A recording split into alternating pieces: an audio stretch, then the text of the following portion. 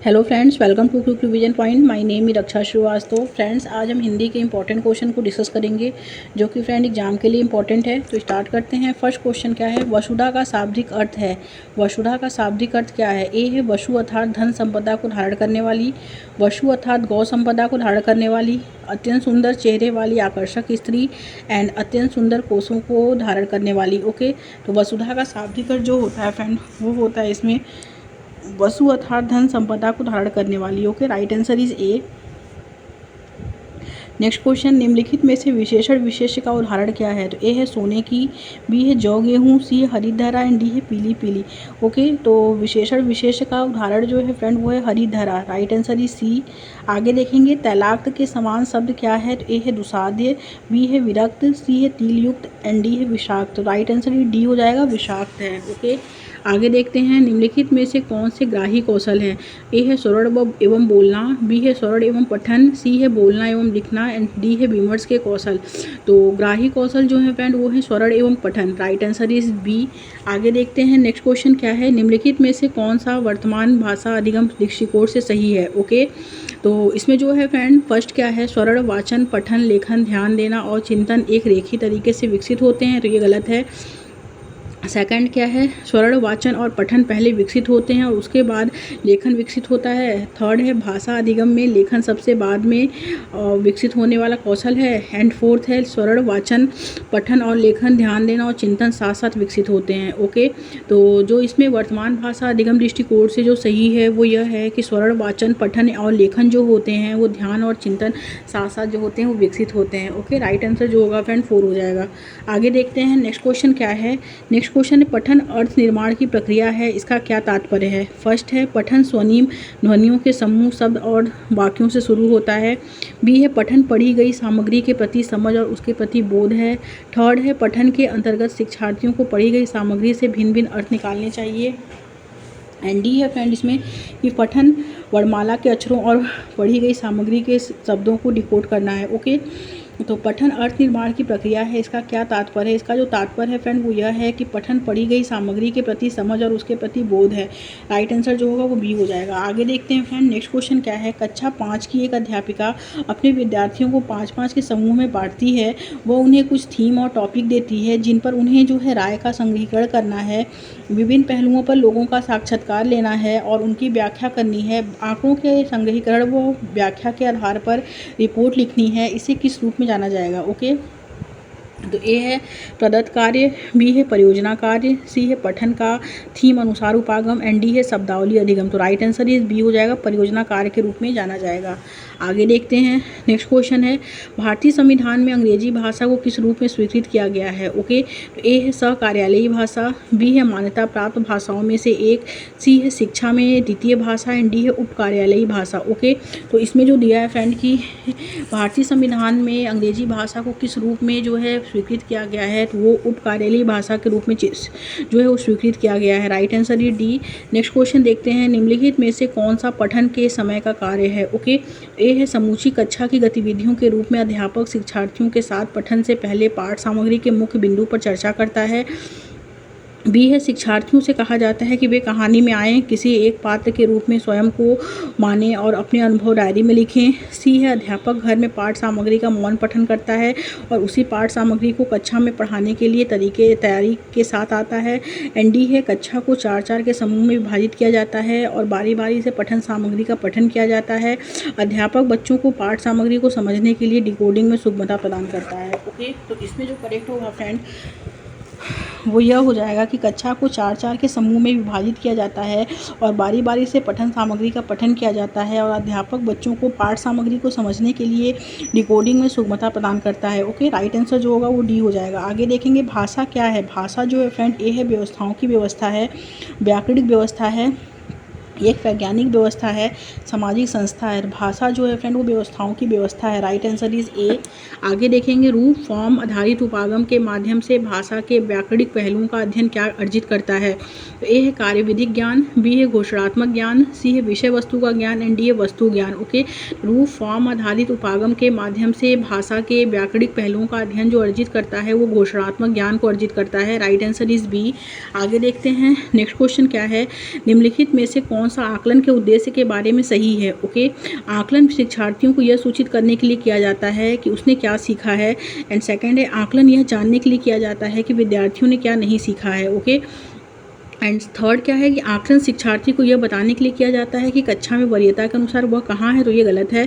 And fourth है, आकलन शिक्षार्थी को उच्च कक्षाओं में प्रोन्नत करने के लिए किया जाता है, तो ये भी गलत है। तो पहला दूसरा इसमें राइट है। ओके, कि आकलन शिक्षार्थी को यह सूचित करने के लिए किया जाता है कि उसने क्या सीखा है, और आकलन यह जानने के लिए किया जाता है कि विद्यार्थी ने क्या नहीं सीखा है। पहला और दूसरा क्या है, करेक्ट है, तो राइट आंसर इज बी। आगे देखते हैं, राष्ट्रीय शिक्षा नीति 2020 शास्त्रीय भाषाओं के अध्ययन को किस रूप में अनुशंसित करती है। तो ए है फ्रेंड इसमें त्रिभाषा सूत्र के अंतर्गत। ओके, एंड बी है विद्यालयी शिक्षा के आरंभिक चरणों से। एंड सी है माध्यमिक चरण में एक अतिरिक्त विकल्प के रूप में। एंड डी है प्राथमिक चरण से सभी बच्चों के लिए एक भाषा के रूप में। तो राष्ट्रीय शिक्षा नीति 2020 जो है वो शास्त्रीय भाषाओं के अध्ययन को किस रूप में अनुशंसित करती है, वो माध्यमिक चरण में एक अतिरिक्त विकल्प के रूप में जो है अनुशंसित करती है। Right answer is C. आगे देखते हैं फ्रेंड, नेक्स्ट क्वेश्चन क्या है, निम्नलिखित में से कौन सा कथन प्रभावशाली तरीके से व्याकरण शिक्षण के बारे में सही नहीं है। ए है प्रामाणिक संप्रेषण के माध्यम से रूप विधान नियम प्रस्तुत करना। बी है संदर्भ में व्याकरण के प्रारंभिक नियम बताना। सी है जीवन की वास्तविक संप्रेषण स्थितियों को आधार बनाकर रूप विधान का अभ्यास करवाना।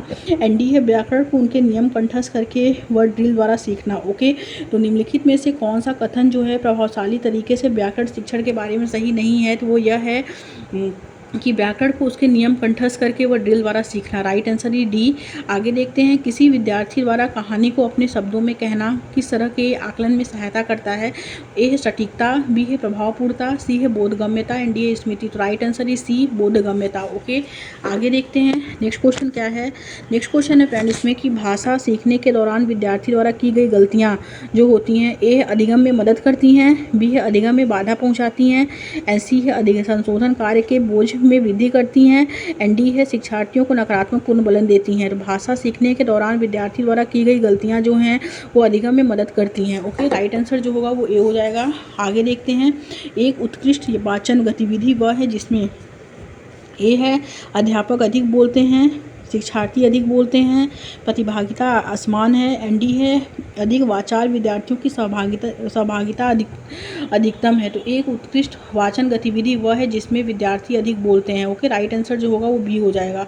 आगे देखेंगे, भाषा अर्जन से तात्पर्य क्या है। तो ए है भाषा की व्याकरण के नियमों का अधिगम, बी है औपचारिक स्थितियों में अचेतन रूप से भाषा अधिगम, सी है औपचारिक स्थितियों में सचेतन रूप से भाषा अधिगम, एंड डी है भाषा के बारे में अधिगम। ओके, तो भाषा अर्जन जो है फ्रेंड वो है औपचारिक स्थितियों के रूप में जो है स्थितियों में अचेतन रूप से भाषा अधिगम। राइट आंसर जो होगा वो बी हो जाएगा। आगे देखते हैं, नेक्स्ट क्वेश्चन क्या है। नेक्स्ट क्वेश्चन है फ्रेंड इसमें कि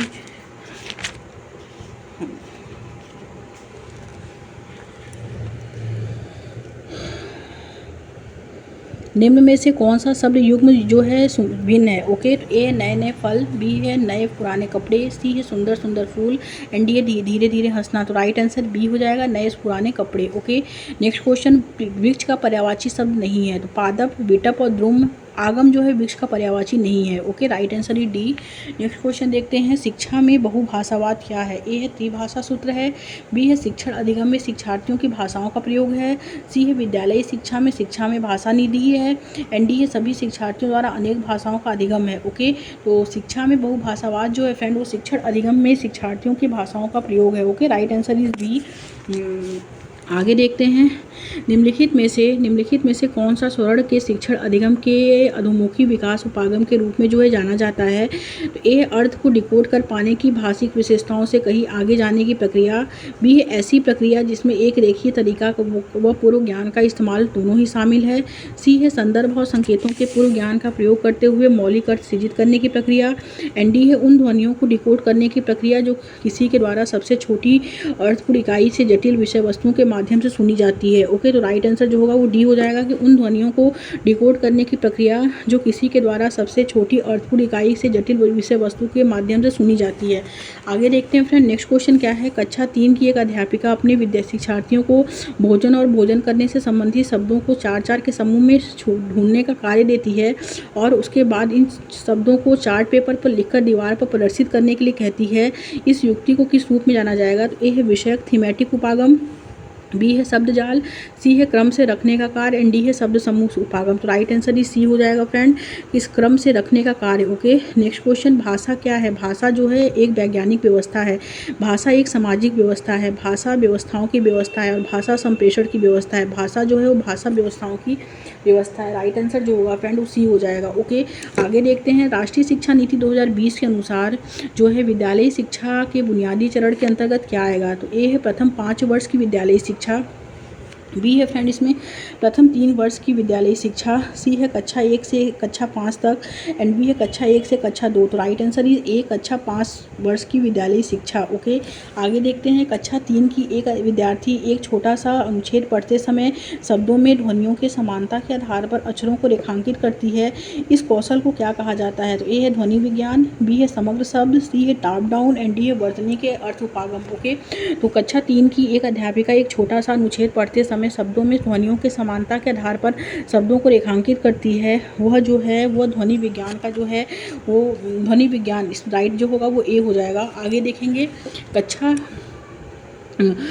4 का एक विद्यार्थी अपनी कक्षा में अध्यापिका को उत्तर देते समय हिंदी में बोलता है और बीच बीच में अंग्रेजी के वाक्य भी बोलता है, इसे किस रूप में जाना जाएगा? तो वो है ए है कोड स्विचिंग, बी है कोड मिस्टर, सी है कोड अंतरण एंड डी है कोड बदलना। तो राइट आंसर इज ए हो जाएगा, कोड स्विचिंग के रूप में जाना जाएगा।